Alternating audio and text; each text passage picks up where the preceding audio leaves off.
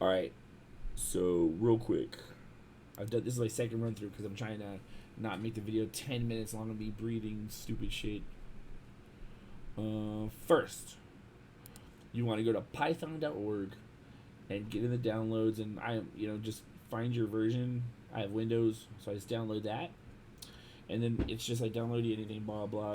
You want to download, yes, blah blah. Okay, so download that. Then after that's completely downloaded, installed, and you've done everything it says to do, come back here, and you go to anaconda.com and look for yeah. So anaconda.com, and it's right here. Or if you need a different version there. So install that, everything you need. And then what I would do, after you install that, right, Anaconda, what's going to happen is you get an icon. Or just search for it and then pull this up. Oops, mine was already pulled up. Let's see what it does. Does nothing because...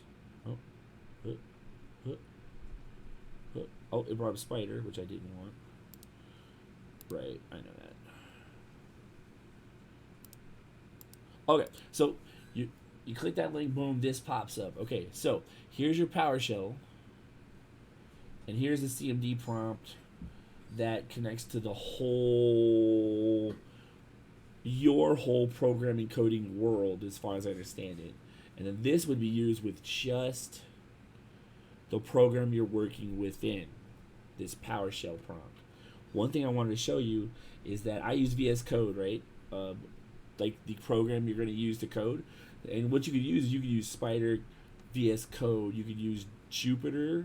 I'm sure you could use these other ones. I haven't used this yet, but I've used Jupyter, VS Code, Spider, PyCharm. I think R is where I'm going to end up being because there's a lot of data and numbers, and I like that. But I haven't used R yet. But and out of all of those, I like VS Code the most. But they all have an order, right? So the Python thing you installed from the Python webpage, that was just a language. Installing the Python language and any Python stuff. Then Anaconda is like what you're going to use to code everything or work on all your programming or IT stuff. And that's why it has like this suite of tools, I think. Because what I did notice is if you start, like, say, VS Code without starting this Anaconda thing first, your VS Code thing will actually tell you that you don't have the right stuff installed to work. And all you have to do is just pull this machine up, apparently, and it fixed everything for me every single time.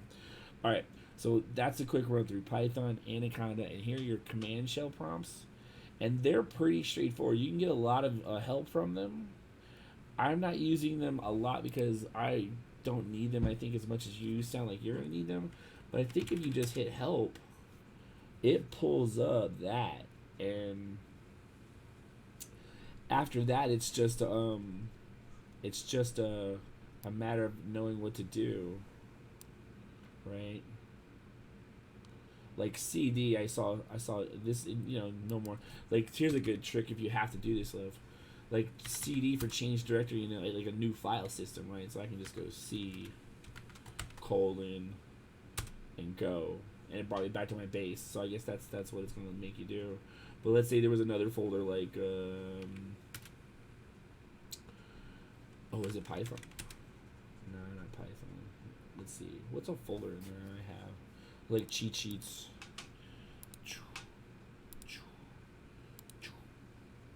Ah, shit, it's got all my games up and shit. Anyway, that's not. I'll probably cut that out of the video.